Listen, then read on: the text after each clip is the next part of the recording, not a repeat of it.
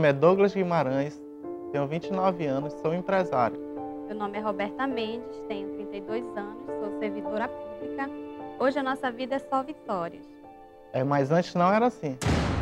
Nós já éramos namorados, eu já participava da igreja, mas ele não. Eu o amava, queria um casamento abençoado, só que eu não tinha naquele momento isso, porque ele era um homem que tinha várias mulheres na rua, era um homem cheio de dívidas e era uma situação difícil. Era uma vida só briga, era ciúme, era mulher na rua, era uma coisa muito ruim. Era festa, bebedeira.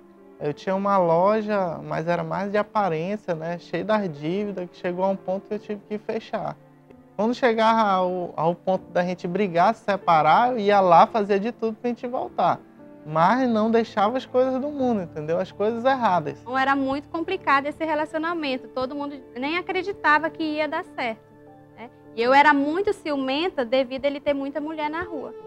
Foi quando ele estava no fundo do poço, cheio de dívidas, né, sem amigos, mas foi quando ele começou a vir para a igreja, começou a perseverar, fazia as correntes. Foi quando começou a campanha da Fogueira Santa, ele não tinha mais o que fazer. Então ele creu e se lançou no altar. Proverá, proverá, meu filho cordeiro para si, Deus proverá.